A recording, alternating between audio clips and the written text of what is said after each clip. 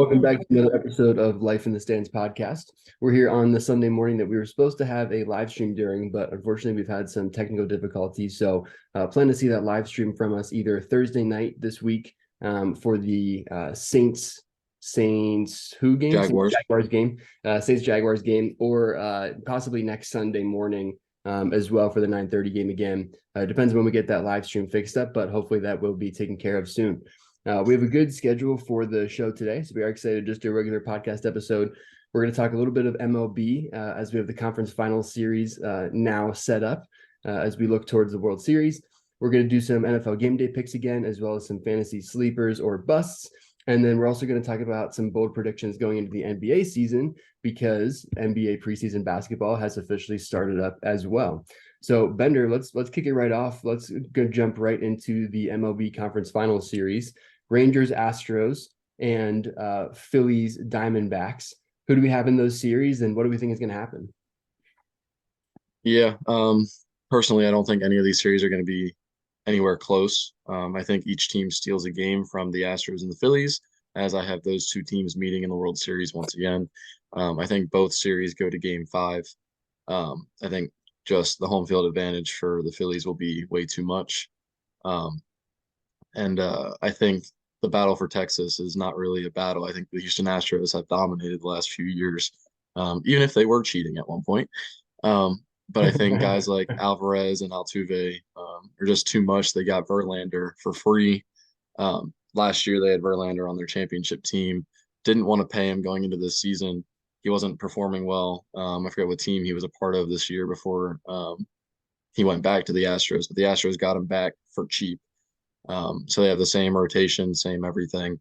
On the other hand, the Phillies also basically have their same team plus Trey Turner, plus a Nick Castellanos, who is hot right now, and we didn't see that from him last year in crunch time. Everybody was a believer in that first year adjustment to Philly. I think Trey Turner had his moments there this year where the fans had to cheer him on and do that kind of thing to get him back into his normal self. So I think that's completely normal. But I do think um, that the Phillies are just too much as well. The firepower, we've seen many home runs from the Phillies in this last series against the Braves.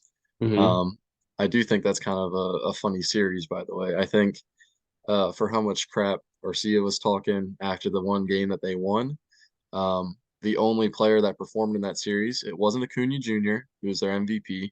It wasn't Ozuna, who was their home run guy, 40 plus home runs on the year. It wasn't any of those guys. RC is the one to talk trash, and Austin Riley and Olson had his moments a little bit too, but he didn't really contribute as much as Riley did. But if it wasn't for Austin Riley, the Braves wouldn't even be in that series at all. Personally, it should have been a sweep. Obviously, we let games get away from us, even in the regular season. We've shown that, but um, I just think it's kind of funny that guys like Arcia and then want to start talking crap, and Arcia's batting like seventh in their lineup, and the whole back end of their lineup didn't really perform at all. I saw who's their center fielder, guy that made hella good plays in the outfield. Um, I forget what his name is, but he deserves some credit for making that double play at the end of the game. Is it Strider, Spencer Strider? No, that's the pitcher. Uh, no, Strider can. Uh, Never mind. That's something I shouldn't say on camera. But Strider pisses me off. Because Michael Harris, Sam yeah, Hilliard, I think that's him. Michael Michael Harris, Harris, yeah. Jr. I think Yeah, something like that. Michael Harris the second, yeah, junior, yeah. Yeah, so he made some good plays in the outfield, even in the game three or four. Again, Rojas I think showed up as well for the Phillies, where it was kind of like we have our own center fielder of our own. So I thought that was kind of funny. Yeah. Um, but I think something that's intriguing for me as a Phillies fan going into next series, not even the hitting, not even the home runs, nothing like that. For one, I think Kyle Schwarber needs to start hitting the ball again. Because the moment he gets his bat on the ball, um, it'll give us a spark, get the home crowd into it, that kind of thing. Yep. But the big part is Ranger Suarez. Ranger Suarez had two really good starts against the Braves. He struggled all year.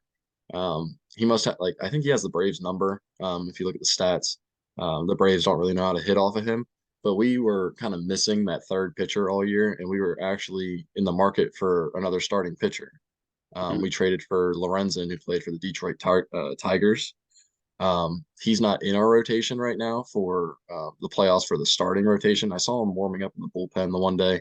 I don't even know if he got any time, but that's kind of how playoffs work. Your starting pitchers become bullpen pitchers because you only use like three starters. Yeah. So I just think it's intriguing that Ranger got his touchback. Nola looks really good. He changed his mechanics, I think, like 4 games ago, 4-0 since then. So I think starting pitchers are looking up for the Phillies, and that really helps us out because they seem to struggle during the regular season. Yeah. So all interesting points that you made. Yeah, I've been paying attention to baseball a little bit more as we've gotten deeper in the playoffs. And yeah, going all the way back to some of the first comments you made, the first thing I'll mention, I guess, is about some of the locker room comments and what can happen there. And then from what I understand, some crybaby type stuff afterwards that some of that locker room talk eventually came out to like Mhm. mainstream media, from what I understand. And yeah, I mean, dude, at that point, like you're a pro athlete. Whatever you say, you gotta acknowledge the fact that it's probably going to make it to the other squad. Like it's probably not going to just be locked away under lock and key and be forgotten about. It's probably going to make it there. So if you can't back that up, and like you said, it's not even one of the top players doing that. Like if I was Acuna Jr., if I was some of the other players in the Braves that had better seasons and did more for the team, I'd be kind of pissed. Like keep your mouth shut. Like you shouldn't be talking at all. So I'd be kind of pissed about that. In terms of the Phillies specifically, I think they're just an interesting team when it gets to this time of year in baseball because I don't think anyone wants to play in Philly. The Hmm. whole idea of like Red October and all that kind of stuff, like no one wants to come to Philly and play a couple of games in Philly. And it seems like they're the one Philly team that actually has like the bark behind the bite. Hmm. Like it seems like, yeah, obviously like Philly teams have that sort of stigma around them, Sixers fans, Eagles fans, all those kinds of things. It feels like the Phillies team actually has a little bit of that bite to them, like the fans do, even though Hmm. a team like the Sixers come in and crap out in the second round again. So yeah, I mean, I'm excited to see what the Phillies do. I do think Schwarber makes a really big difference for them leading off. If he starts making contact consistently and puts one into play, I think it does spark the team a ton. You can just scroll on Twitter during a Phillies game one time and you can see all the comments about Kyle Schwarber and you can realize that he's kind of like the crux of what happens there with the hitting and everything. So I think that's probably accurate too. And then the other series, with the Rangers and the Astros, anytime you have two teams from the same state battling this late in the playoffs, the series is going to be interesting. So I'm sure there's at least a little bit of bad blood there. And I don't know how anyone's a fan of the Astros still after we know that they cheated for those couple of years. So I don't know how they're still even like a team in baseball. Like I still think that was just like hushed over and like moved on from way too quickly. Um, Yeah. but regardless of that, that should be a really interesting series too. We're always going to root for the Phils, being Pennsylvania sports fans. But yeah, hopefully at least it'll be some good series to get our way to the World Series. So you think it's going to be Astros Phillies in the World Series? Yeah. And I have the Phillies winning this year. Yeah, it, So, it was it was the same last year, right? It was Astros Phillies last year as well. hmm. Yeah, and how do we know the Astros didn't cheat last year? It's a great question. I mean, they're trying their best. That's why they have like the intercom, Yeah, talking to them to call their pitches and stuff. yeah, So you can't steal signs or do anything like that. yeah, So I think that's kind of how they coped with the cheating. Um, so I guess like they still have skilled players. It's not that they're not skilled. It's just the fact they cheated. Like it's just a fact. Um, yeah, and I honestly have the Phillies winning the series just because we added Trey Turner, adding an extra bat, multi-year, what $100 million bat to our team yeah, helps. yeah, Um, so I think that'll be the difference maker is Trey Turner.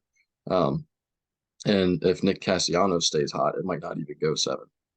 Um, I do want to add to what you said about Red October and the home field advantage. I think in some way, because the Phillies came in as a wild card, Atlanta had the home field advantage in a game of 5, or a 5-game series. The first 2 games, if you're Atlanta, you know you can't drop one of those games. Right. So I feel like it adds extra pressure because the Phillies know they're going to get to Gabe at home. Yep. So I think the home field advantage for another team doesn't even come into play because it's like just extra added pressure knowing who you're playing against in Hmm. game 3 and 4. And I know guys professionally like to say, yeah, I don't look that far. Yeah, But they you do. do. Yeah. Yeah, you Yeah. do. You 100% know that you're going to have to go back into Philly for those next couple of games. And yeah, I think it affected the Braves in game one. And even game two, like you said, I would say that's more about the Phils giving away that game than it was about the Braves winning it. Um, Yeah. with the way that turned out. So yeah, I think there's a lot of pressure on um, on this on this Diamondbacks team to come out and because were the are they have home field advantage over the Phillies too? The Diamondbacks, No, I think we have home field is because I it? think the Diamondbacks were Well, they also a were, wild card team.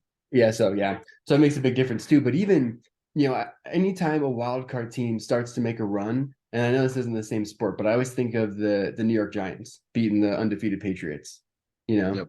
and I think there's a certain level of you get to that point, and since it is it's not a whole season.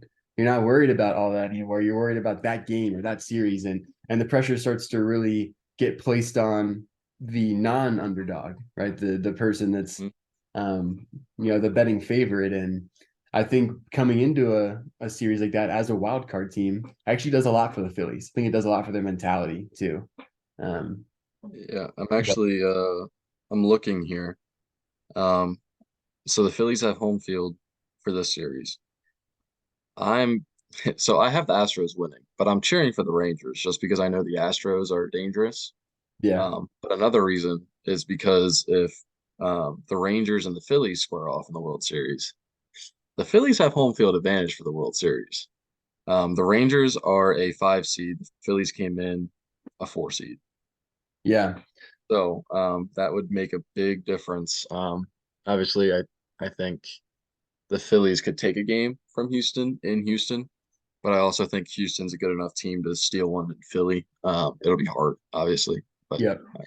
It'd be a good series. Yeah, I mean, the World Series will definitely be interesting again this year. Do you feel like in baseball, and then after this question, we'll transition back over into our NFL game day picks a little bit.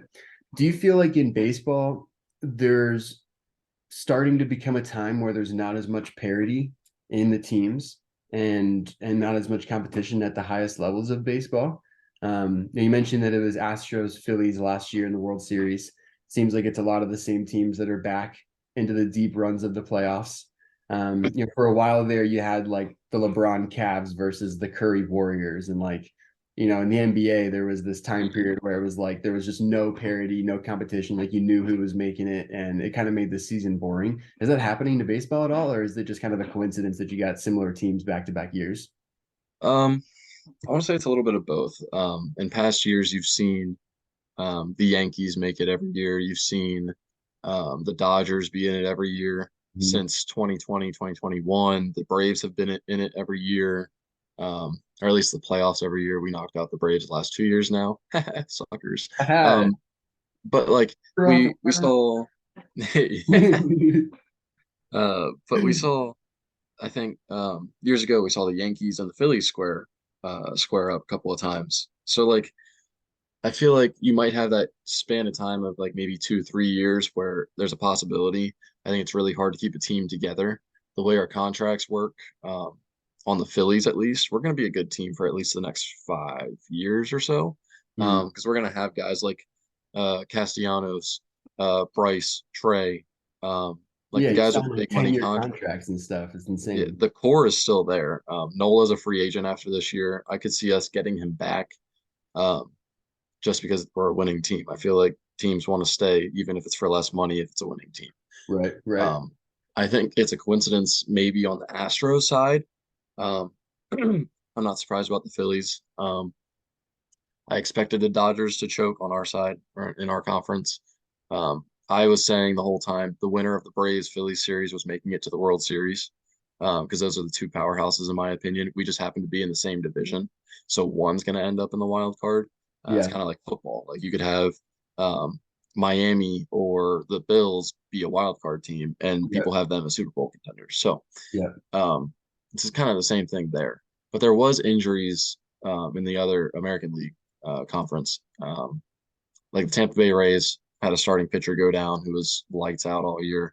Mhm. There's just like minor things you look at and be like, fully healthy. Like there's always the question. If a Yeah. team was fully healthy, do the Astros make it? Do the Phillies make it? So like I think it's just a coincidence. The Astros, uh, you know, are in a pile of shit. Came out with gold with Justin Verlander, um, getting re-signed basically back to their team for cheap, on a contract he didn't want to accept in the first place. So I think it's just kind of luck, and also how you built your team. So the Phillies built their team. I think the Astros got a little lucky this year. They are a powerhouse team, but I think a team like the Rays could have knocked them off. Yeah. Well, and like you said too, like you're not surprised with the Phillies. I think, to remove some of like the fan bias that comes from that, like the Phillies have guys on contracts that have 8 years left on them, 10 years Yeah. left on them, like when you say they built their team, like they made significant moves. They invested significant dollars into building a core, like you said, and that core is going to be around for at least the next 5 years. Maybe as those contracts start to sunset, you look at starting to move off of some of those guys, maybe, or revamping the team again. But yeah, like, to remove that sort of fan bias from it, like there is some legitimacy behind what you're saying in terms of contract details and the way some of those things worked out. And then yeah, I think it's interesting too, just to comment on like the way, like, you don't see 10-year deals being signed in the NBA. Right. I think No. it was super strange to see Patrick Mahomes sign a 10-year deal in the NFL with the Chiefs. Like that Mhm. is really strange still. But I That think was structured to kind of save the team money and keep building championship teams, I think. But And it was 100%. But even still, like those kind of long-term deals are like few and far between. Feels like baseball, if you got a superstar caliber player and they're off their rookie contract, they're basically looking for their 10-year deal. mhm. Looking for their 10-year, 300 million, 400 million, in Shohei's case, 600 million deal, right? Like that's what Yeah. they're looking for, their 10-year long-term kind of a thing. So yeah, I think like the way that contracts work in the MLB is just very, very unique compared to other big time pro sports leagues in the US. One quick comment, and then we can move on to the game day picks. The Yeah. MLB has no cap. So you can literally sign as many people as you want, basically at no cost. Well, comes at a cost, but there's no cap, like salary cap to it. Yeah, it's Um, whichever owner can bankroll the most. yeah, so that's why teams like the Dodgers end up being in it all the time. Yeah. Well, you know what? Even that is interesting because with current market environments, and this is on like, the financial side of sports, but like with current market rate environments, interest rates are really high. Tech is really high. A lot of these owners that made a lot of their money from arbitraging different areas of the market, whether it be auto manufacturing or different levels of industry or tech or whatever it was, there's not as much liquidity laying around. There's not as much like actual cash. There's assets, there's things that are owned, but all those things are getting devalued because of the interest rate environment and the cash associated with the value of those items is going down. I think this was a big deal in the Lamar negotiations. It was kind of like Yes. an unspoken thing with the Lamar negotiations, but I think it was a really big deal how much cash the Ravens ownership group actually had to give him. Um, Hmm. and yeah, and I think if next year's an election year, normally markets uptick and economics get better during the election year because everyone in politics wants to make themselves look good. Um, Yeah. but yeah, it'll be really interesting over the next like 6 to 12 months to see how the contract environment for all big time sports kind of changes. Um, and yeah, and see how much guaranteed money is associated with it, how well ownership groups are doing, all that kind of stuff. Yeah. All right, let's move ahead on to the NFL game schedule. As we speak right now, Broncos and Chiefs have already played. Chiefs won that game, no shocker. Al Michaels is the freaking GOAT for knowing the spread on that game and mentioning it at the end. That's freaking awesome. Ravens Titans are currently playing. It looks like Ravens are gonna probably win that game. It's 18-3 right now in the third quarter. Yeah, any thoughts on that Ravens Titans game before we get into other predictions, Bender? Or the Chiefs game? Um, I'm happy Zay Flowers got in the end zone. I feel like it's long overdue. However, Yeah. it's a game of field goals at this moment. Justin Tucker, if you have him in fantasy, you're doing well because he's got 4 field goals already, and it's basically the start of the second half. Yep. Yeah. I think anyone that looks at Ravens Titans can just pretty much predict that, like, it's probably 6 injuries that happen. It's probably a couple of bloody noses. Mike Vrabel and John Harbaugh might get in a fight. it's just going to be an ugly game. Like there's nothing pretty about what those teams do right now. Good football teams, but it's not pretty football. No. But the kind of football I enjoy to watch anyway. But anyway, let's move into the other game predictions then. Panthers Dolphins. I got the Dolphins. I feel like that's self-explanatory. I don't think Bryce Young is the quarterback people think he is. Yeah, I agree with all of that. I was on the Dolphins at the beginning of this year. I thought that they just had a ton of speed. It seems like that speed is giving a lot of people a lot of trouble. So yeah, I'm going to take the Dolphins in that one. Saints Texans. I have the Saints in this one. I like the Texans as a team. I think it's going to be an up and coming team. I just don't think this year's the year. CJ Stroud proving to be a good quarterback, even in his rookie year. But the Saints defense, way too much, as you saw against the Patriots. I know it's just the Patriots, but the Saints defense is always for real every year. Yep. Yeah, Saints defense is good. I'm actually going to take the Texans here, though. I'm going to put a vote of confidence into CJ Stroud. I like the young receiver talent that they have there. Nico Collins looks like he's playing a little bit better. Tank Dell is a quick, good receiver there in Houston for him. And I think the running backs can perform better in Houston than they have so far this year as well. I think CJ Stroud has actually had to carry more of a load than really he should even have to as rookie QB. But I'm going to go Texans there. I would have to check the injury report, but I think Tank Dell is still in concussion protocol. So he might not play today, but still, I still think, like I said, the running backs there in Houston. Dameon Pierce is averaging like less than 3 yards a carry right now.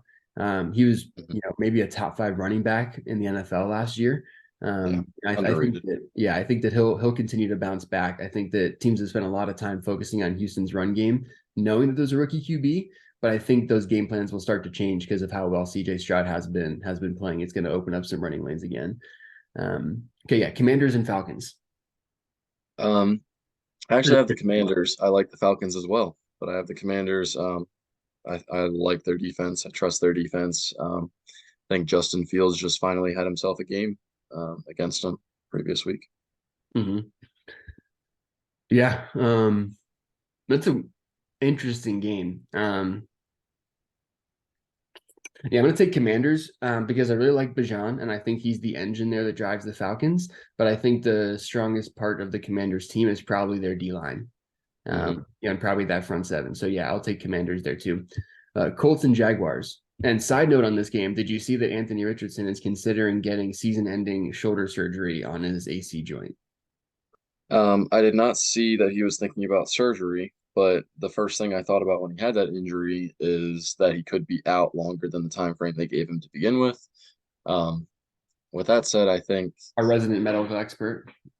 yeah, well, when you have an AC sprain, first of all, it's painful no matter what grade it is.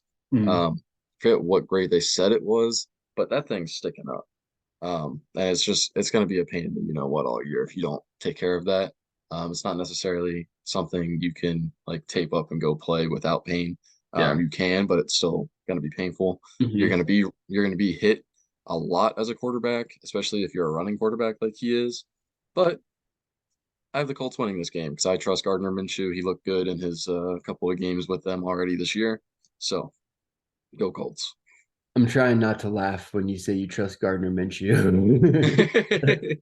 I'm going to go Jaguars in this game. I think ETN looks like a rock star. I really like Calvin Ridley. I think he is having sort of like the re-breakout year that people kind of predicted for him coming back from all his injuries and gambling stuff. So I like Jaguars in that game. Seahawks Bengals. I have the Bengals in this one. I think last week was a start of Jamar Chase and Burrow getting back on track. Who day? Hopefully they do not show up today. I would like to see the Bengals lose this game. I'm going to go Seahawks. It's probably wishful thinking, but I just want to see Tariq Woolen just put the clamps on Jamar Chase. And no one wishes for any injuries, but Joe Burrow can be just not 100% for a couple more weeks, just to open up a nice big lead in the AFC North. Just drop a couple more games there. Yeah, for Matt Canada's freaking crazy offense he's running. Yep. Hey, the Steelers are like -60 in point differential, and we're 3-2. It's Steelers football, baby. Round of applause for Steelers football, baby. Here we go. That's crazy. It's like common football. All right. Vikings Bears. I have the Bears in this one. I think the Justin Jefferson injury means a lot to them. And hopefully the Bears keep that momentum going and win this game. Yeah, and hopefully DJ Moore puts up another 50 points in fantasy. Go Bears. 49ers Browns. Niners, no question. I think Deshaun Watson's out today. Yeah, the Browns are a hurting unit right now with injuries and stuff. Kind of unfortunate because it feels like they actually did have some pieces this year that could have fit well together. Do we say that every year about the Browns for the last 5 years? And then Yeah. this happens. But yeah, I mean, they're going to end up 8-9 or 7-10 or 9-8. They're going to end up close to 500, probably just miss the playoffs. And we're going to be having the same conversation about the Browns next offseason because they added the likes of Jabril Peppers, and we think it's going to turn them into a championship contender. Um, Hey, Patriots. don't disrespect the Michigan guy like that. Sorry, I did just single out like the one Michigan guy to do that, huh? Yeah. Zadarius Smith. How about that? Zadarius Smith does not All right, make that works. That a works. contender. All right. Patriots Raiders. I have the Raiders just because I think the Patriots are in shambles. Yeah, I think they're broken. I think Bill Belichick might finally be coming to like the actual end of his career, which is Yeah. sad, but also makes me happy. So yeah, Yeah. Raiders there. Although I think the Patriots defense is still better than people give it credit for. I think Judon and Gonzalez are hurt though. That's where I think that's yeah, kind of like their bank their yeah, it's tough. They did bring payday. back JC Jackson, which is really interesting. They sent him to LA just so the Chargers could pay him and then they brought him back. Bill Belichick loves doing that. But yeah, and I think the defense is still deserves its credit. I think the Patriots actually have a similar problem to the Steelers. They just aren't as talented as the Steelers. Their problem being their offense is so bad that their defense plays like 40 minutes of the game consistently. And their defense can play really well for like 32 minutes of that 40, but then they give up like 24 points and the offense Yeah. just can't, like, you can't score more than 20. So I think like they have a very similar problem in that way where if the defense was on the field for 25, 30 minutes a game with a functional offense, they'd probably look like a top 10 defense. But yeah, Mac Jones and whatever receiver group is there, it's just sad. It's really sad. Um, Lions and Buccaneers. I have the Lions just because I think they're hmm, at this point probably the third best team in the NFC over the Wow. Cowboys. But That hurt something inside of you to say that. it did. I just think the Lions have a better chance of upsetting somebody than the Cowboys do. Like I feel like the Cowboys gotta get lucky and run into the Eagles or the Lions. If we run into the Niners, I think we're screwed. Um, but What uh, gives you that impression? shut up. Definitely not a 42-10 loss. Um, but no, I like Tampa though. I think Tampa wins that division. Just by the way they look so far. Mike Evans is back. I'm looking forward to a close game, Mhm. to be honest, but I think the Lions are a better team at this point. Yeah, I like Tampa a lot too. I'm actually going to take Tampa in this game. I think the Lions are riding high. They played in the Thursday night game last week, right? So it's like 10 days off. Yeah. I think that actually hurts a team at this point in the season more than it helps. I know Monroe's a little banged up. Sam Laporta's a little banged up. They got some small injuries that it might have been helpful to have those extra couple of days, but there's a real rhythm to the NFL season, and I think Tampa Bay is coming off a rather quality week. I think they won last week. Um, Laporta expected to play, by the way. yeah, Laporta, so that's good. I'm trying to look at their game last week, or did they have a bye last week? I think maybe they had a bye. Yeah, it looks like they had a bye actually. So this one could actually get interesting because you got both teams kind of coming off an extended period of rest. Could be really interesting. I will take the Buccaneers here though, just because I think people for the first time are actually going to start picking the Lions. And I think there's probably going to be an adjustment period for them as not being an underdog. So I think that takes some maturity. They probably won't get it done today, but they will be good the rest of the season. All right, we got The like Lion, oh, the go real ahead. quick, the Lions beat the Panthers 42-24 last week. Yeah. Yeah, I like the Lions a lot. I think they're a quality football team. I think Tampa Bay does decently match up well with them because they can score with the Lions. And I think they have enough DBs to kind of keep up with all the motion, the madness that goes on with Detroit's offense. All right, we got 4 more games here to predict, and then we'll get into some fantasy stuff here. Cardinals, Rams. Rams, easy. Yeah, easy too. Rams. Eagles, Jets. Also easy, Eagles. I thought you were going to say the Jets as an easy. Crazy. I'm actually going to take the Jets in this game. I know this is a big upset pick, but I think if there's one thing the Jets have, it's their defense. I think if it's the one thing the Eagles have struggled with so far, it's the fact that they can't really move the ball in the same way. They're not as explosive. So I think the Jets defense makes a couple of plays. And Zach Wilson looked like he cared. Also true. Oh, we'll see. Giants, Bills. Bills. Yep, like the Bills there too. Feel bad for anyone that claims they're a Giants fan. And Cowboys, Chargers. I actually have the Chargers this week. Just because I think it's going to be a shootout, and I think Kellen Moore will want to get payback against the Cowboys for not wanting to keep him. So I could see like 300 points being scored in this game. Yeah, just touchdown. One play touchdowns only. Yeah, this one play touchdowns only. Yeah, no. I think the Cowboys actually do win this game because I think this is the exact kind of game that everyone expects the Cowboys to lose. So it's the kind of game that they're going to end up winning somehow, and they're going to look really good. They're going to like shut down the Chargers. People are going to be talking about how it was the right move to move on from Kellen Moore. Dak Prescott should stay. Everyone's going to overreact like they always do, but I think that the Cowboys will actually win this game because everyone expects them not to now. So that's fun. Let's move into some fantasy sleepers and busts. So we're each going to do, I think, just like a boom or a bust pick for this week, right? Is that essentially what we're doing? Yep. So we're just going to each pick one player and have a little bit of explanation about why we think they're either going to boom or bust. Maybe let's do both of our booms first and then our busts. So you want to start with your boom, Bender? Yeah, so I have KJ Osborne, who's going to fill into the role of Justin Jefferson a little bit.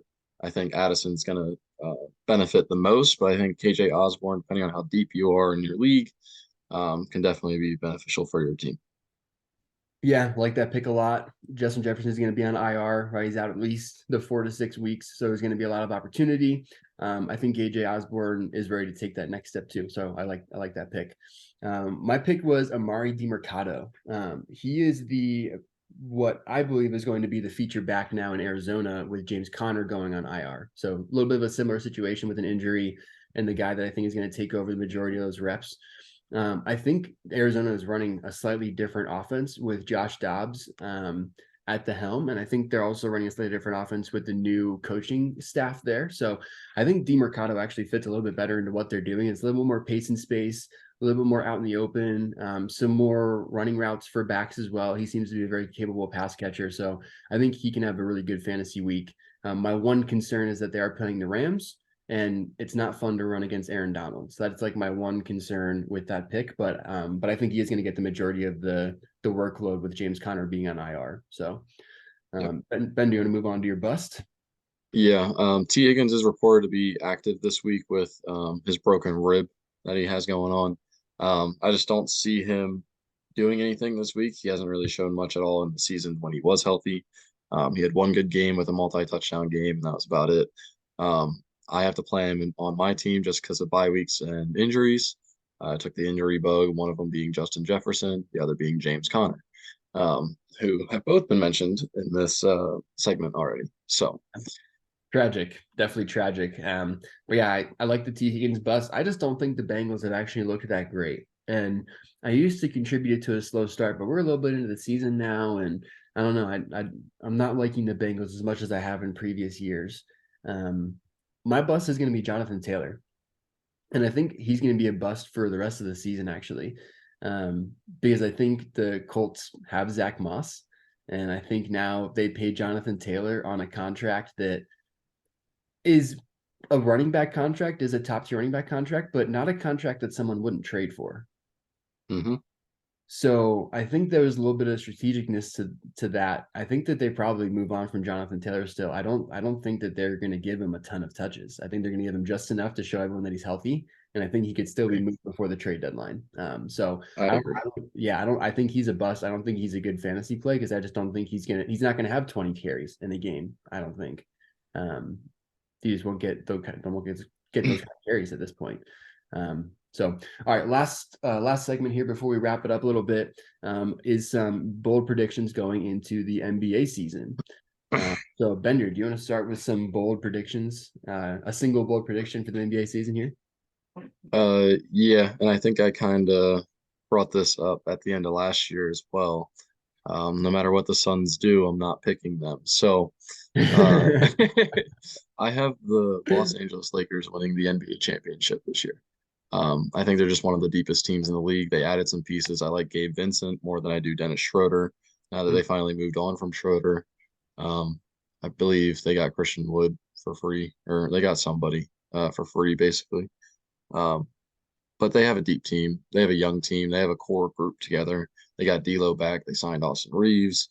They got Rui back. So I just think keeping that team together for a long period of time is going to do them well with team chemistry, as others have added new players and will not have that immediately. Yeah. Yeah. The NBA has been really interesting this offseason. I think that the Lakers have definitely added some pieces, but in wake of the Dame trade, I'm going to go back to a trade earlier in the offseason that I think people have forgotten about. I think the Warriors win another title this year. I think Chris Paul taking away point guard duties from Steph is a way better fit than Jordan Poole was with Steph. I think Jordan Poole wanted to take a lot of shots. I think Chris Paul is perfectly cool if he takes 8 shots a game and racks up 18 assists.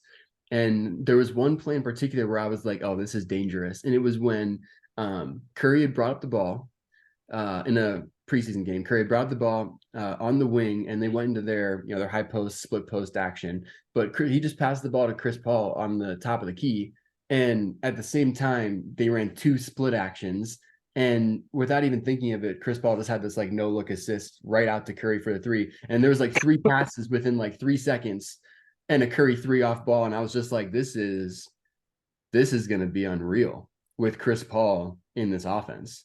So I think defense is like potentially going to be an interesting thing because if you put all those shooters out there on the floor, Chris Paul, Steph Curry, Klay Thompson, they're all older. So I am curious to see how they stack up with De'Aaron Fox running all around and some of the other teams in the West now.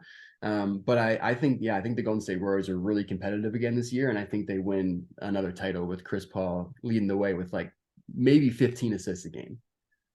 I think the idea of Steph Curry off the ball will be very interesting going into this year. We might have to save that for a full conversation just because Yeah. that just gave me a bunch of thoughts. Yeah. Um, I'm sure we'll have an NBA focused episode here soon. yeah, I want to make sure we hit MLB today, especially since we're coming up on the World Series and all that kind of stuff. For you MLB fans that are following along, um, sorry we've been kind of slacking on that a little bit. Um, blame Kyle a little bit. No, I'm kidding. But no, we'll continue to hit preseason basketball, midseason NFL, and World Series action for the MLB. Keep yourself your eyes open for the live stream. We don't know when that'll be. We're gonna shoot for Thursday for the Saints and Jags game. So hopefully we see you then.